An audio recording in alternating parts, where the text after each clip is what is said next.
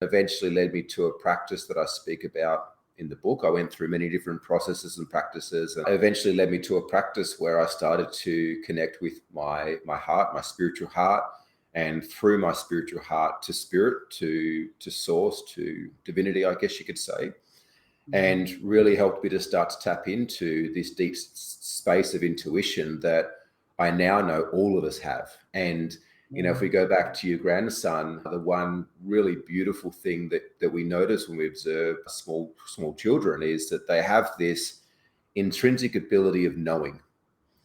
They have that sixth sense, they have that intuition already, and they know things that they haven't necessarily even been around long enough to have been taught. Yet the fundamental flaw that I've seen up until this point is that nowhere in our schooling system, and for a lot of parents, were we ever taught how to tap into our intuition. We were told to develop our brain, our logic, and to make decisions based on the brain. And welcome to Onward Live, a live stream focused on encouraging you to create a life you love living now. Let's go beyond success to significance. Being clear on our why is crucial. It requires doing the inner work, finding ourselves, getting to know ourselves, embracing our inner child, shedding social conditioning, and letting go of perfect. We know obstacles make us stronger. We can dream big and take action. Believe you can, and you're halfway there. I invite you to tune in every week and engage with me and my inspiring guests. Invite your friends. Let's make time for what matters most in our lives. Let's move onward together. Hi, everybody. Thank you for watching tonight. And for those of you who listen to this when I publish it as a podcast a few weeks from now, welcome. Welcome to everybody that's here. Normally I go live on Wednesday nights, but I got a special guest tonight. I'm looking forward to talking with him. One day I'm checking my email and I had this email in my box. It said, "Hi, Emily, straight to it. I'm working with an author and I thought that it would make an amazing guest on the Onward podcast and wanted to run the idea by you. Barry was a self-proclaimed absolute mess, but you would never guess that." And I'm going to bring Barry in as I read this. This is the email I got, Barry. "Barry was a self-proclaimed absolute mess, but you'd never guess that. To the outside world, he was a successful entrepreneur who mentored thousands of business owners and scaled hundreds of businesses to 7 figures. But really, every area of Barry's life was circling the drain.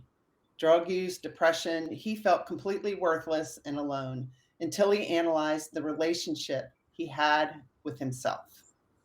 As an entrepreneur, you're no stranger to the grind it takes to launch your business, and sometimes that hustle can turn into living a life that you don't recognize, like it did for Barry. Years ago, Barry started healing his relationship with himself through self-love and being guided through his intuition. And with each practice, his happiness and success expanded. His new best-selling book, Sex, Drugs, and Radical Self-Expression, is a must-read for entrepreneurs on how to practice self-care and, by doing so, to have a flourishing life and business. I think your listeners would appreciate a conversation between you two. Can we look at getting Barry on the show? And I'm like, yeah, I think so. We can. I'm looking forward to hearing Barry's story, and welcome, Barry. yeah, thanks so much for having me, Emily. Yeah, so we've got a few people here that are watching the show, so I just like to welcome them. Kenny D says, "Savor the flavor of the awesomeness in you peeps." Thanks, Kenny. And Tim Sowen is here. He says he's looking forward to another great show. And Dawn Jett is saying, "Great potential, the potential of our heart." She's excited about that title. And Kenny says, "Self-love is so very important." And why is it that it takes so long for some of us to find it, Barry? Do you know? That's a fantastic question. I think we live very much in a world that focuses on immediate gratification and consumption. And I don't know about you, but for me, I kind of grew up in an environment, and it wasn't necessarily from my parents, but just the environment that I was in, the communities I was in, that was focused on needing to achieve. And it was many years down the path of, I guess, chasing the next thing and the next thing that I realized what I was actually looking to achieve wasn't the thing. Wasn't the materialistic gains. It wasn't the money. It wasn't the car. It wasn't even the relationship and the kids and the white picket fence. It was a feeling of belonging and a feeling of being worthy. And, yeah, we can stem that back to experiences we had growing up. But for me, I felt that it was even older than that it existed long before I even, I guess, incarnated into this meat suit life we call now. So I guess for me, my feeling is that it's come from a need for us to belong. Yeah. And you said you felt like it happened even, you were that way even before you incarnated. But, I just spent the weekend with my 5-year-old grandson. 5. That's an awesome age because you love yourself. He does. You love life, and just seeing life through his eyes is awesome. And that's how we're all meant to be, right? But somehow along the way we lose that. Yeah. The question I've had is, does he love himself, or is he experiencing life in the moment? Is he experiencing this lightheartedness, this wonderment, this joy for even the smallest of things that to us adults are no longer stimulating? I know. Yeah. I hope he loves himself. It's just going to be curious to observe as he gets older how, he reacts to things and how he changes and stuff like that. And you have 2 kids, what, 10 and what'd you 12. say? 12. Yeah. Yeah. So tell us, let's see, you've got a book out, and I'm going to put the title of it up here. I've got it. I'm not done reading it yet, but it's Sex, Drugs, and Radical Self-Expression, The Unexpected Path to Fulfillment. And I think one of the things you learned on your unexpected path was the importance, the value, what you get out of tapping into the potential of your heart. Is that true? Yeah, absolutely.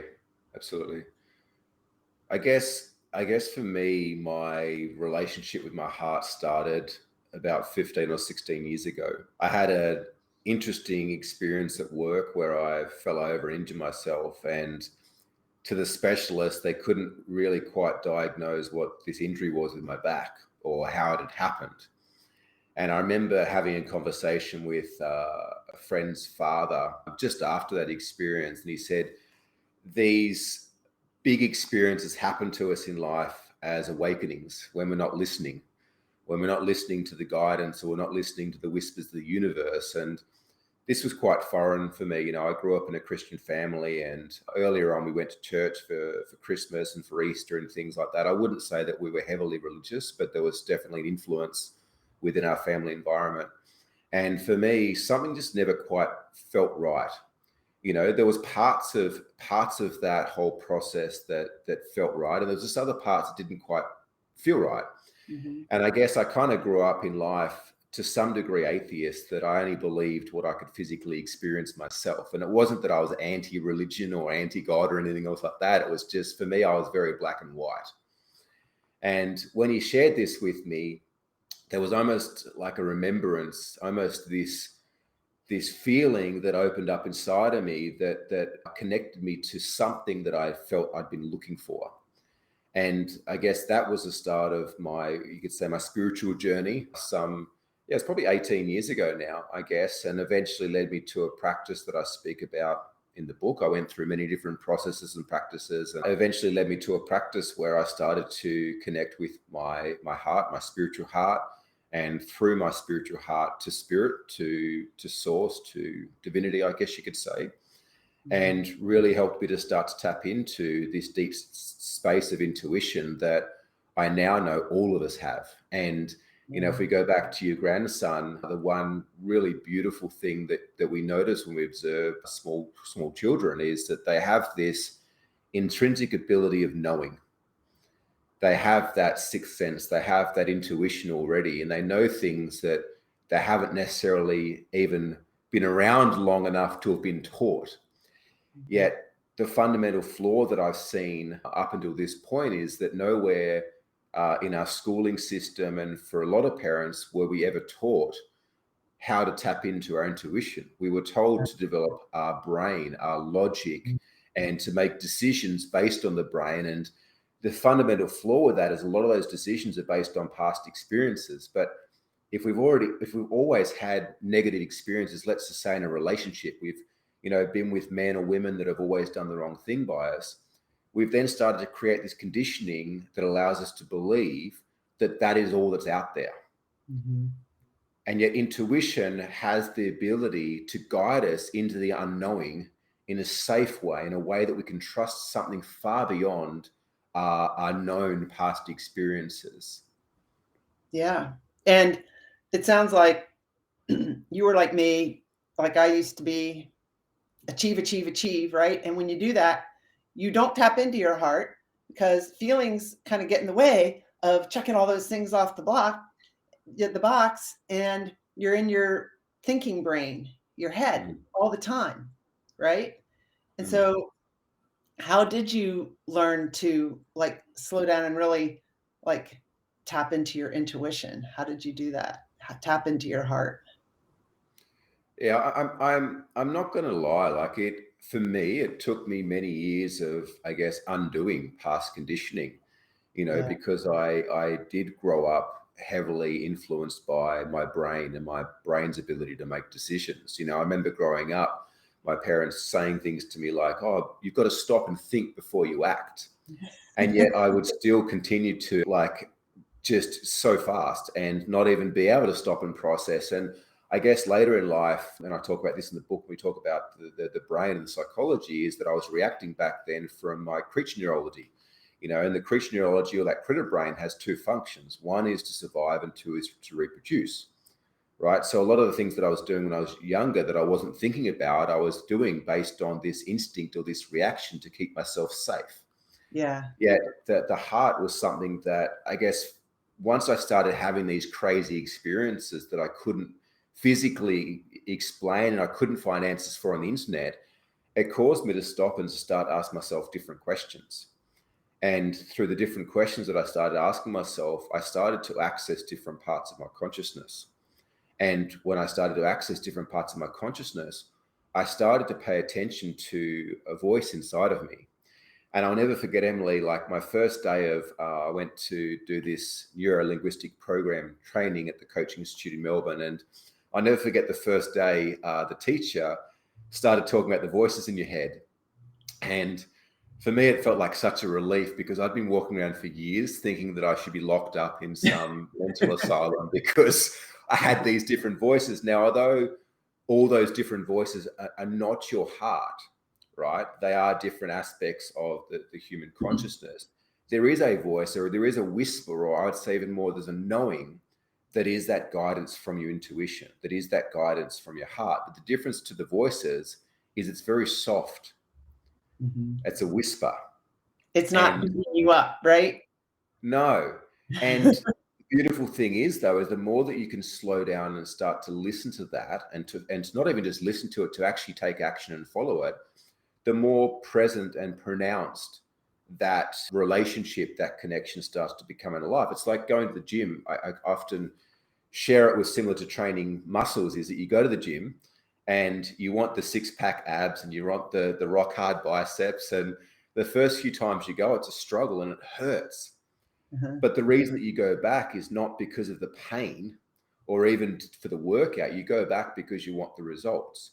And the more that you go back and the more that you train, the easier it becomes. And then it starts to become part of second nature, just starts to become part of who you are. Well, us being able to be trained to use our heart is exactly the same way. The first few times it might hurt because we start to follow the heart. And what has to happen is some of the stuff that we've built around our life to keep us safe has to be renovated, has to be decommissioned, has to be, I guess, broken down for us to access the purity of living life from a space of intuition. And sometimes in the beginning that can hurt, and we can question our heart. We can question that guidance and be like, oh, but I followed my heart and she broke up with me. And it's years later you realize, you know what, that was the best thing that happened to me. That was divinity in play. That was my intuition leading me to the life that I'm living right now. But you know what? I couldn't see it back then because the goggles that I was wearing were based on achievement. were based on needing to belong to this false constraint of reality that is not reality. Yeah, for sure. So the technology is awesome. You just froze up a little bit, but look, you're in Bali, right? And I'm in Virginia. This is amazing. This is so cool. So when you said something earlier about these things kept happening to me that kind of made you more aware of that inner voice. What are these things? I mean, you mentioned one, that injury that people couldn't say what it was, but Yeah, there was a few, and I'm cautious to share too many because everyone's journey is different. And that was a beautiful thing. I look back now, the way that I was guided to learn to start to use my heart and activate that part of consciousness was exactly perfect for me and what I needed to be open to it. And I see friends and people that I speak to these days, and I see it happening more frequently to people that aren't even necessarily searching for it and not necessarily going through the same journey that I did. But for me, there were certain experiences. I remember I broke up with probably my first real girlfriend, and I was guided to go into the city. I was living in Launceston, Tasmania at that point. It's a little heart-shaped island below Australia. And I was guided to go into the city, and I had no idea why I was guided to go in there. And I went in there and ended up getting led to this shop, Bacana, which was one of those, old age spiritual shops with the incense and the, tie-dyed pants and things like that. And I was actually led to buy these Archangel Oracle cards at the time. And I was pretty down and out. I was struggling to understand the meaning of life. I just broke it up with this girl who I thought I loved and was going to marry. And, I was super young. I was 16, 17 years old back then. I didn't know what love was, but I guess for where I was at that point in time, it was a big deal. And, I remembered that I started to draw on these cards, and they always gave me the exact answer that I needed. But the funny thing was that the answers they gave me aligned with my then beliefs of divinity. Because about a year before that, I'd met this guy who I spoke about in the book, Josh, and that was his father that shared that insight about us hurting ourselves or having these incidences when we're not listening, these big incidences. But I went on in pain for months with my back. I was told I'd never work properly again. I was seeing a specialist every other week and was still experiencing excruciating pain. And I remember one night, my friend Josh said, "Give me a hand." I was like, "What do you mean, give me a hand?" And I reached out and gave him my hand, and he went to shake my hand. And I explained the book as being like the best orgasm you've ever felt in your life times about 10, just coming through my arm into my heart just opening up. He was doing Reiki, right? Reiki. Yeah. And I was like, "What the hell was that?" And he's like, "It's Reiki." And I was like, "What's Reiki?" And he's like, "It's just this thing I've always remembered how to do." And the interesting thing is he never went to a course or saw a teacher or read a book. He just was born with a remembrance of how to channel energy. And that was the start of my healing journey for my back, but it was also the start of me opening up to a state of spiritual consciousness. And for me, being able to start to channel energy and to gain insights, I'd be in rooms with people and have these insights come through, and I'd be like, "Excuse me, this might sound really random, but blah, blah, blah, blah, blah." And they'd be like, "How the hell do you know that?" And I was like, "I don't know. I just get these messages sometimes."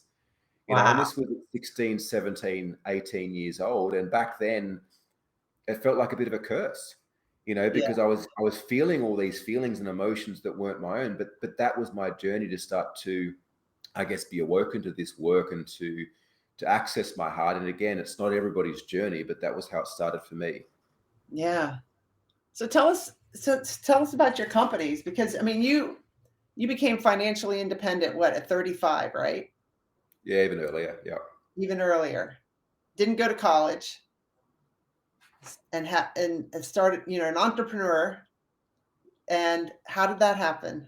I guess similar, same way. I went through high school. I never quite felt like I fit in or belonged. Never had a huge circle of friends, and yet I was always enjoyed building things with my hands from a very, very young age. I remember getting my first toolbox, pretty much as soon as I could stand up, and I always enjoyed building things. And so I left school and went straight into apprenticeship. It's like I knew what I wanted to do. I was lucky enough that I knew what I wanted to do. Yet the job that I landed wasn't the perfect job, but it was still in the same kind of industry. So I thought, look, I'll get in there and show them what I can do and just kind of work my way up. And I got in there, I started doing my trade, and sure enough, attracted situations where I wasn't being treated very well. And there's this common kind of theme that I had through my life. I was in situations where, the boss of that company put me in charge of an area of people that had been there for 30 years. And that didn't sit very well, especially in the trades industry. Right. Amongst a bunch of blokes, And so anyway, I went from job after job. I kind of finished my apprenticeship as quick as I could and left in search of finding somewhere where I belonged. And I went to another one. And then eventually I landed myself with this boss who, after working for him for 12 months in quite an abusive relationship, rang me up and yelled down the phone. I could almost feel the spits of water coming out of his mouth through the phone, and basically told me I'd never amount to anything, that I was stupid, that I'd forgotten to load the truck with this particular part for a job, which I didn't even load the truck, he did. And I felt this overwhelming feeling. It's like, get out of here, like go. And so I waited till he got back the next day from the job, and I said, look, I've got to go. Like, this is not a place for me. I'm not going to be a boy that you continue to spit abuse to every time something doesn't go right. Had no idea what I was doing, where I was going. And it was 3 weeks later, I was at my mum's house. And I said, Mum, I'm worried that I'm not worried. And she's like, what do you mean? I was like, well, I worry about everything. You know that I do. And this is the first time in my life I feel really content and safe. And she's like, you'll work it out. You always do. You always land on your feet. And it was the next day that I decided to publish an ad in a paper for a local handyman, no job too big or small. And that was the start of my first business. I was 18 years old. I had a home that I'd bought. I had debt. I had no savings. I had no idea what I was doing or where I was going. And that business ended up becoming a multi-million-dollar entity. I employed 15 odd staff with a bunch of subcontractors, zero marketing spend, just on doing a good job. But that same pattern in me of needing to belong and fit in was what allowed that company to hit a certain amount of success, because I wanted to make sure that every customer was happy, every customer liked me, every employee was happy, every employee liked me.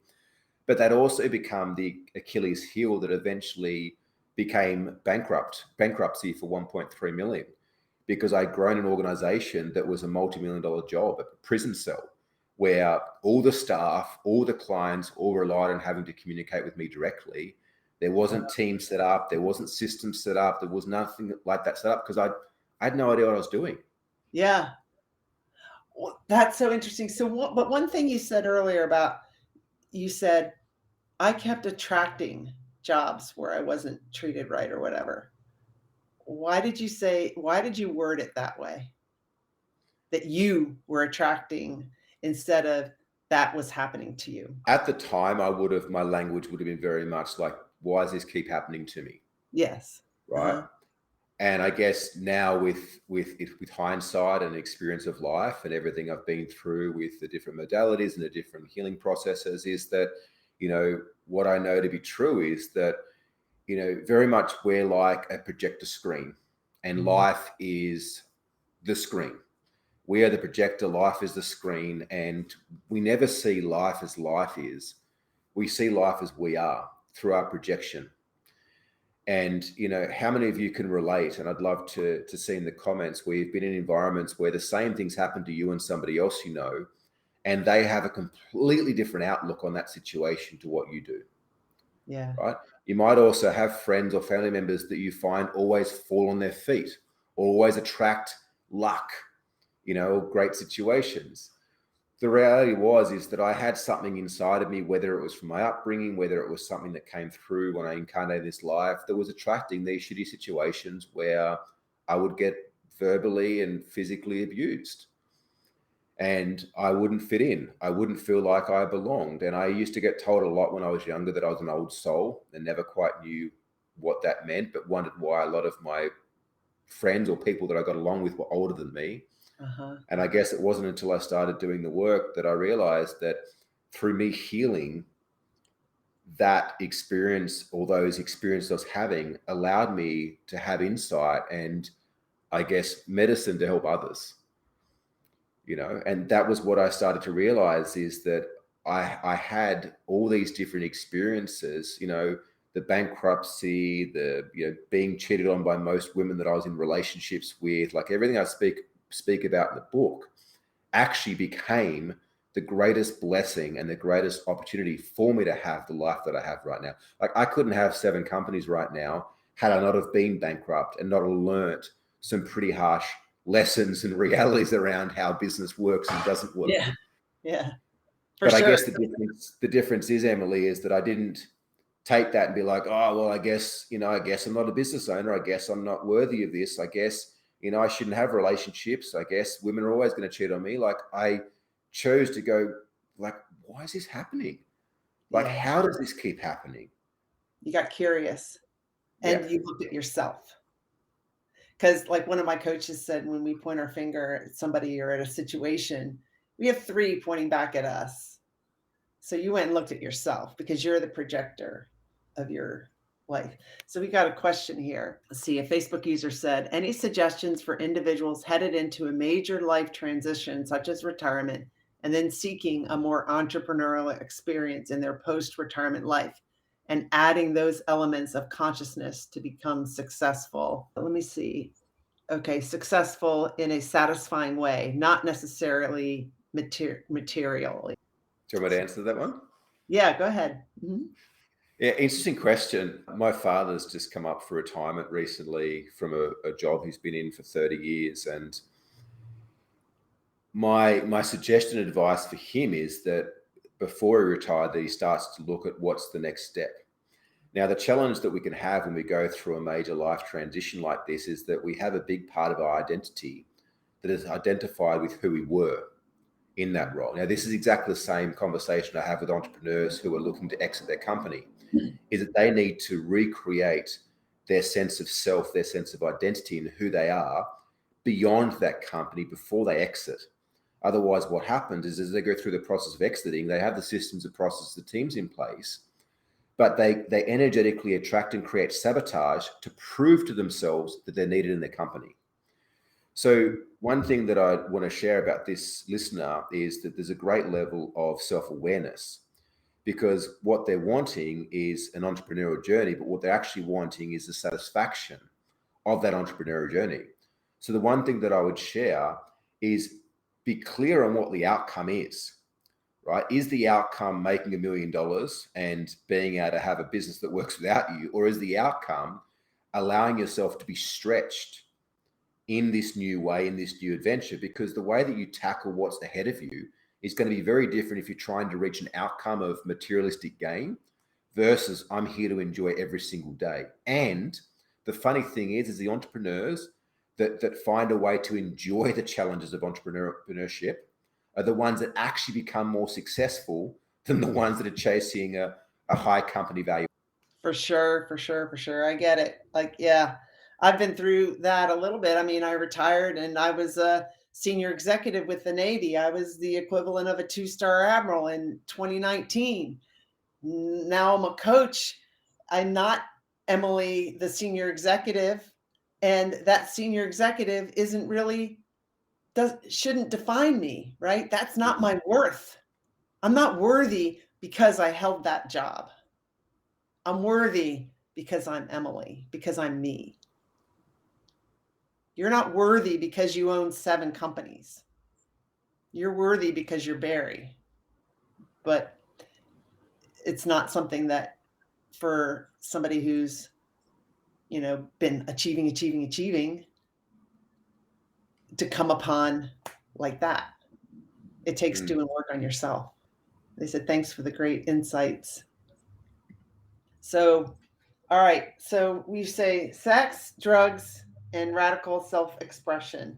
That was your unexpected path to fulfillment. Tell us about the drugs. Yeah, the drugs are listed in there from 2 different points and perspectives. Back when I was younger, it was, addictions to marijuana and, party pills and things like that. And very much it was an unconscious attempt to escape all the stuff that I wasn't dealing with, didn't know I needed to deal with, was unprepared to deal with, whatever the case may be. And, there wasn't a lot of spiritual insight per se back then. It was more so just numbing the experience of life, and weed in many ways helped me to kind of interact with life as life was, because I was so highly strung and very much lived in a state of fight or flight. So like I couldn't have a present conversation with someone because my eyes were always darting all over the place. My speech was going 3 or 4 times the normal speed of anyone else's, and weed allowed me to kind of just be on the level with people. And I went through and did a lot of healing around those different addictions and was drug-free for many, many years. And then more recently, I started to have experience with plant-based medicines. My intuition led me to experiment with psilocybin and mescaline and ayahuasca and DMT and different things like that. And through those experiences, I started to gain, I guess, even deeper and even different insights into life, into myself, into what I was doing here. And again, I very much state in the book that my journey doesn't necessarily have to be your journey. You don't necessarily have to go and have an experience with DMT or psilocybin to get insights or to connect in with your intuition. Yet I do know that it's becoming more and more popular, especially amongst, A-grade CEOs and so forth like that, to gain deeper wisdom and insights when they've been in these corporate careers their whole life, and all of a sudden they just don't feel the same anymore. They just don't have the same meaning. And I guess, the world, Earth, has a lot of potent medicine for us to be able to gain ancient wisdom from, if we're open to receiving that. Yeah. Awesome. I haven't tried any of that. Like I told you earlier, I got to get my son to listen to this episode, because I see a lot of you guys have a similar journey for sure, from when you were growing up and how you were feeling. And as a mom, like, how did your mom deal with that? Because as a mom, it's really hard to see your son or child not feeling like they fit in or turning to drugs to feel good. Yeah, look, I guess I want to preface that, like I grew up in a very loving family. I'm blessed that my parents are still together and still both alive to this day. And, me and mum have had a lot of conversations, because it was quite challenging, I think, for her and dad when I started entering this space of personal development, and, more so started coaching and sharing things online and writing books and being interviewed. And, naturally there was a part that come up inside of them that was worried about what people might think, as parents, because as parents, you do the best that you can. And even myself, with the knowledge that I've had around personal development, I know I'm still making mistakes with my kids. I still know that they're going to grow up and wish that things were different or wish that I was different. It's just part of life. And I guess, what I shared with mum is that it was because of those experiences that allowed me to be who I am today. Mm-hmm. Let's not focus on the past. Let's not focus on our perception of what childhood was or wasn't like for you or for me or for my siblings, but let's focus on where we're at now and what we've been able to achieve as a result of that past history. But yeah, it was difficult to mum. Like I remember my last year of high school, it was a battle for my mum to get me to school every day. Like I just didn't want to be there. And she somehow found new and magical ways every day to manipulate or influence me to get out of bed, to get my clothes on and to get off to school. And, I very much learned a lot of characteristics from both her and the way that she handled herself and myself and 3 brothers growing up, but also my father too, that was in a senior leadership position in his role. Like I learned a lot from him, but it was probably later in life that I reflected and realized the learnings, not so much at the time it was happening. Yeah. Oh yeah, for sure. Yeah, for sure. I was able to interview my son a couple years ago on my show. It's still the most popular episode. And I was very fortunate that he said about something that I did. That was the best thing that you did. When I was doing this, what you did, like not rushing to help him out at one point, not rushing to rescue him, because I had tried so many times before to rescue him.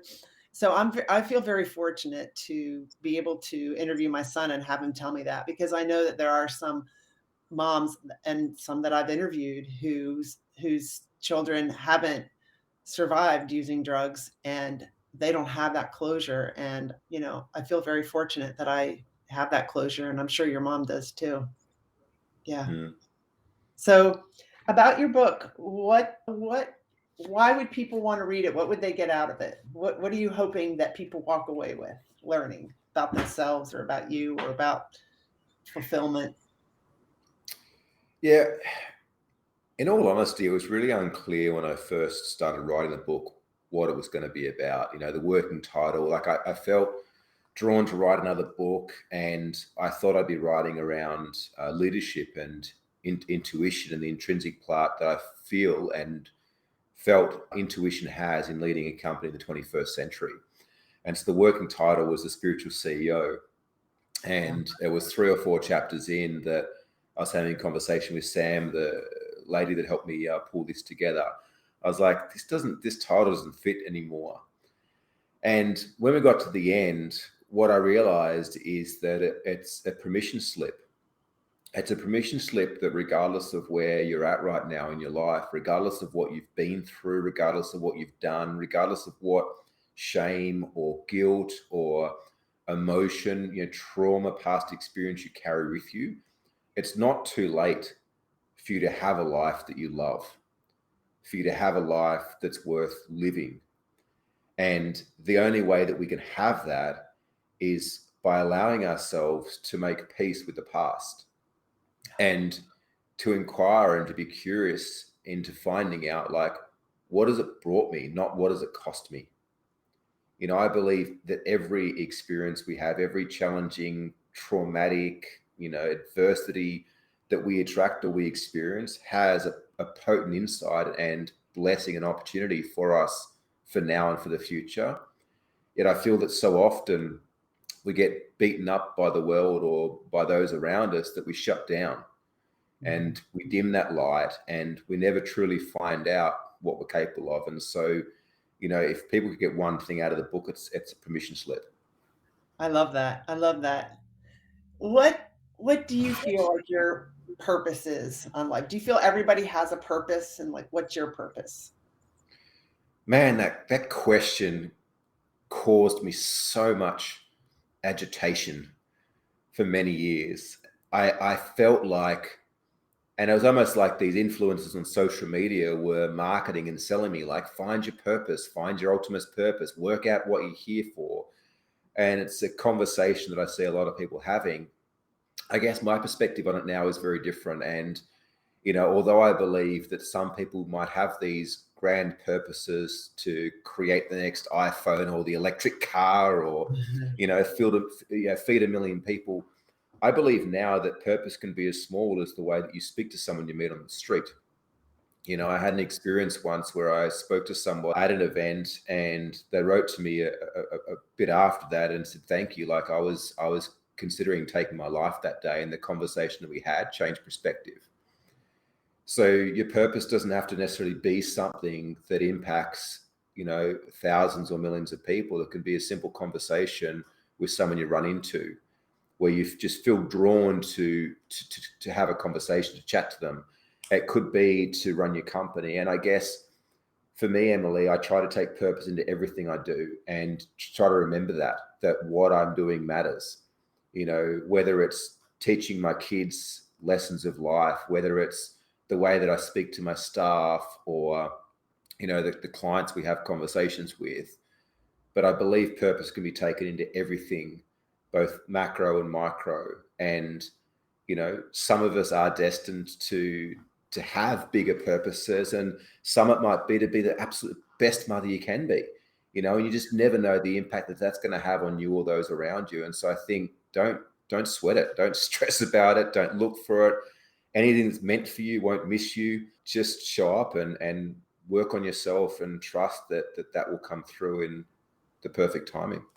I love that. And I think also what you're saying is pay attention to who you're being while you're living life. Who is it that you're being? How are you showing up? Like, are you at the checkout line, showing love to that person or looking him in the eye and really communicating, or are you just kind of checking it off your list? I went to the grocery store, which I've done before. I try to be more present now. You never know what anyone's going through on any given day, So yeah, that's awesome. trying to take things so seriously. I think that, you know, the pandemic was a fantastic accelerator for a lot of attributes of life. And I also think that there's a lot of insights to be gained. And, you know, one thing that I've heard time and time again from friends is that they realized how little they are in control. Yeah. And the opportunity to take life a little bit less seriously. You know, there's times to be serious, but there's also a lot of times to have fun and to play and to be lighthearted and to be childlike. Yeah. I was at the aquarium with Marshall in Baltimore this weekend, and there was a ramp. He goes, I want to tumble down it. And at first I thought, no, you can't tumble down a ramp at the aquarium. And then I said, okay. And I got a video of him tumbling down the ramp. I mean, why not? Why not say yes to that? I mean, can't hurt anybody. He's just enjoying being in the moment.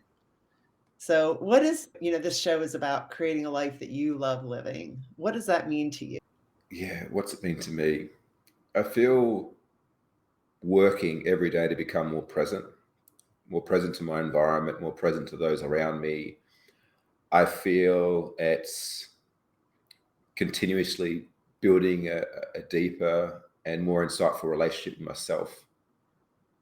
And I also feel it's the ability to have vulnerable conversations with those that we care about. But it's interesting that you answered about you said, I feel it's this, I feel it's that, I feel it's that, instead of I think. Why is that? I guess because I've spent the last 18 years developing a relationship with my heart. And, we started the episode speaking about that. My heart gives me far greater depth of my interactions with the outer world than what my brain does. Like, think about it like this. We just had Valentine's Day a couple of days ago, or it was for us over here, maybe yesterday for you guys. Did you go to your partner and say, I love you with all my head? I love you with all my brain, right? And think about when we have a feeling or an emotion come through our body, where does it come from? It comes from our heart. It comes from the center of our chest, right? Like, our heart and our ability to feel is multidimensional, as opposed to our brain can conceptualize what, 2D, 3D? Yeah. Black and white, right? Yeah. Oh, I love that. Yeah, I was friends with a woman a few years ago. She lived around here, and we would go for a walk, and she'd point out like the energy coming from a tree, and she'd ask me how I feel about something, and I would tell her, I don't know, I know what I think. And so I have really worked a lot on naming those feelings, and I think that there's quite a few of us out there that I don't believe that I'm alone, that aren't really. There's even a book out called Permission to Feel. We sometimes can't name our feelings beyond happy or sad or glad or angry. There's so many more feelings to that. I actually have a cheat sheet for that, to sometimes just look at it, to be like, oh yeah, that's what I'm feeling.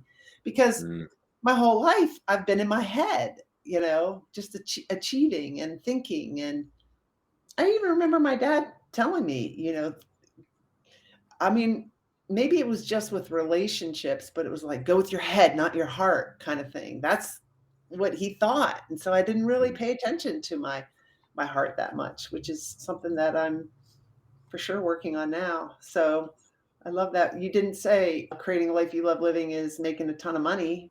Money's good too, but no. Donjette says, be who you are and do what you believe, because those who matter don't mind, and those who mind don't matter. Thanks, Donjette. I used to work with her. She's still with the Navy. We worked together. So, yeah. So you've written another book. What's the title of that? The Path to Freedom. Okay. What's the difference between the two? So the first book I wrote after I exited my first company, I felt like I'd finally reached a level of success where I could kind of be seen and put it out there. So the Path to Freedom is the methodology that I've used and that we've taught our clients to use to build a profitable business that can work without them. So it's very much a blueprint, step by step, of how you go to create a company that's generating profit, that has a purpose and a mission, and can work without you being there. Yeah. Imagine if all your 7 companies now, if everyone had to report to you, like in your first company, right? You certainly wouldn't be living a life that you love living right now. I said to my partner the other day, I was having a debate in my head, and I was like, man, I don't know whether I'm just getting lazy as I'm getting older, because I'm wanting less and less involvement with certain things. And she's like, I don't say it as lazy, I say it as efficient. She's like, you couldn't do what you do if you were more involved than what you are. But that was that part of the identity again, going, oh, like, am I really good enough to do this? Do people really want to do these things without me being involved? Do they really enjoy their roles? Like, it was my self-identity, I guess, resisting this natural flow that's happening. Yeah. So what's a typical day for you, like someone who runs 7 companies?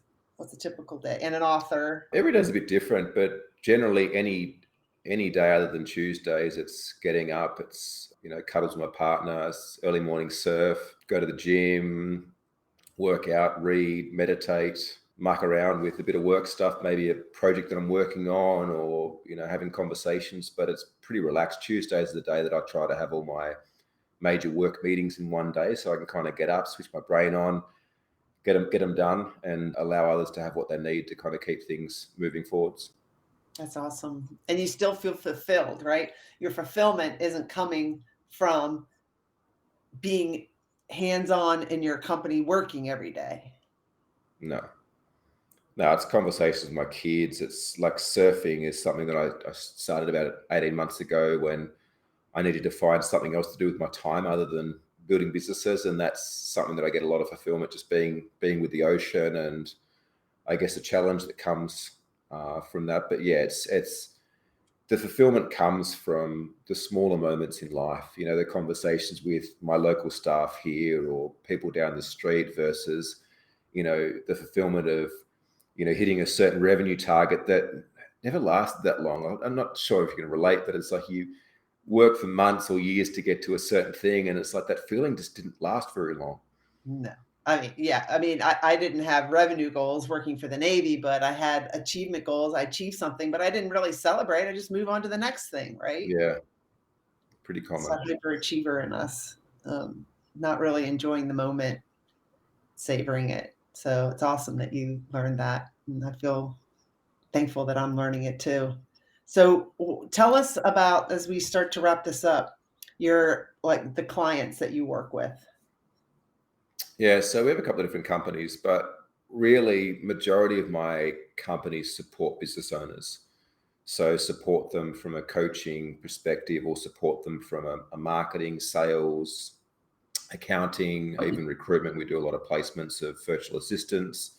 So majority of my companies are just supporting business owners, because, I feel that entrepreneurs, business owners have the ability to change the world more so than politicians and governments. So we like to support them with everything they need. And then recently we just started up a different business here in Bali that is in the health space. So it's a blood testing facility and vitamin IV clinic. So we kind of see post-pandemic that a big issue is that a lot of people just don't know how to look after themselves from a health and nutrition perspective. And so we see that there's an opportunity there to create some better education in that space. I mean, why wouldn't you say, well, there's probably already somebody doing that, so I'm not going to do it? I mean, I have heard too that if you're starting a company, like if you think, well, maybe I'll start a coffee company, you say, well, look, there's all these coffee companies out there. That means that there's a demand, so you should start one, right? I mean, I don't know. How did you decide that would be a good company to start? It's going to sound strange, but this latest business just kind of happened. Like I honestly, and this is going to make me look silly, but that's okay. Like I didn't put a lot of thought into it. I didn't even think like, oh, we're starting a medical facility in Indonesia, and I'm a foreigner. I didn't think about the compliance that we'd have to have sorted out, the certification. I'm not a doctor. I don't know a lot about that space, but I guess I was super passionate because I don't know, like I had a bee in my bonnet seeing the way that this whole pandemic played out. And not once did I see anything from any of the governments around educating citizens on looking after their health. Mm-hmm. You know, it's like put a mask on, wash your hands, stay inside, take the vaccine. But not once did I see anyone say, like, you know, get adequate sleep, make sure you're exercising, you know, eat proper nutrition. Like, it just wasn't the case. And I guess that really pissed me off. And even hearing friends or family going down that same path as well, you know, like I got COVID last week, and it's the first time in 2 years. I've been living in Bali. There's been huge amounts of cases. I wasn't vaccinated. You know, the symptoms were pretty sore for a few days, but then they subsided super quickly. And I feel actually better than before I got it. It was almost like I felt, as I was going through this process, it was like my system was clearing stuff out. Like, I feel energetically and physically healthier than I did beforehand. Wow. But again, like I eat pretty well, I exercise, I have adequate supplementation for the deficiencies in my blood. And yeah, there's other people doing it, but you're always going to attract your tribe.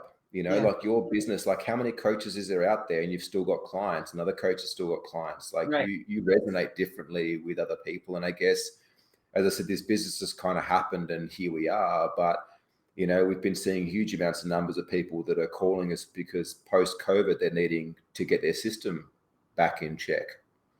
Sounds like you went with your heart. Yeah.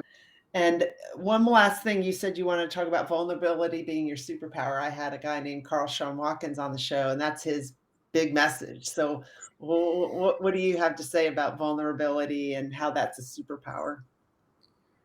Yeah, I think there's this stigma around the masculine and men in particular that we shouldn't show vulnerability, we shouldn't show weakness, we shouldn't cry. And for me, looking back, that was what kept me stuck for a long time, because I didn't feel that I could share what was really going on, through fear of judgment, through fear of being isolated, or again, not kind of belonging. And there's this really crazy thing that happened as I started to go through this process of sharing what was going on and what was really going on. I actually started to attract better friends. I actually started to attract better relationships, better opportunities. And what came along with that was a deeper feeling of fulfillment, because I could have real and raw conversations, not these surface level ones where, like, you see someone at the shop, you're like, how are you? I'm good, thanks. And then you just kind of get on with your day. And, you know, what I started to realize is that we all are going through stuff. We've all got things that are happening, and our ability to share that and give it a voice almost allows it to clear a lot faster than us holding on, or, you know, holding guilt or shame around it. So it was something that deeply improved my relationship with my kids, with my partner, with my colleagues and employees as well. So I think there's a superpower around vulnerability, but I also think that people have resistance to sharing because they feel like they won't fit in, or that they'll feel judged. But the right people, you'll actually fit with better, and you'll have deeper connection and relationship as a result of bonding through that vulnerability. Yeah. And you'll start to love your life even more. We've got a Facebook user that says, health and wellness is always important. Education during and after the pandemic is essential, especially if Barry is surrounding himself with the correct people. Yep, for sure. So let's see. I'm going to show your website right here. So this is how people can find you. You have a couple Facebook groups or pages. But yeah, so it's the easiest way. You can find the socials, find access to my books, podcasts we've recorded, and I've been a guest on as well. Yeah. Your podcasts have reached over 2 million people? Yeah. Wow.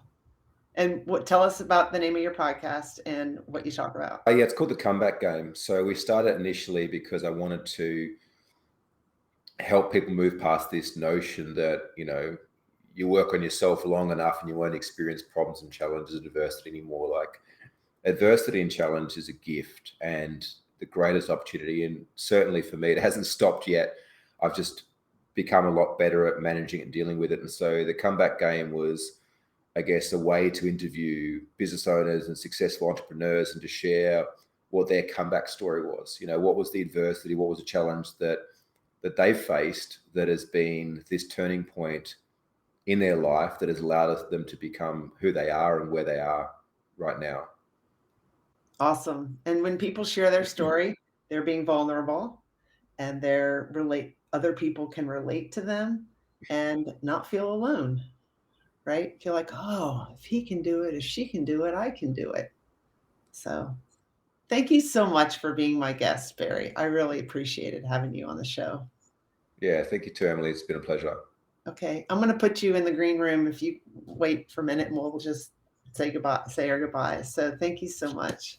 Thanks, everyone. Bye. Yeah, and thank you for everybody that tuned in tonight and watched and commented, and for all of you who are going to watch the replay or listen to the podcast when I publish it. I appreciate you guys. I know it's right around dinner time over here in the US, so thank you guys for watching. Onward Live is sponsored by Emily Harmon Coaching and Consulting. Visit my website, emilyharmon.com, to learn more about me and my coaching programs. I'd love to help you create a life you love living. Remember, every adversity is our own personal university. Sometimes the lessons are difficult, and we must learn from our experiences. Vulnerability is your superpower. You are lovable and worthy. And we discuss these topics and more because professional is personal. Thank you for joining us and engaging with me and my guest. I look forward to seeing you next time.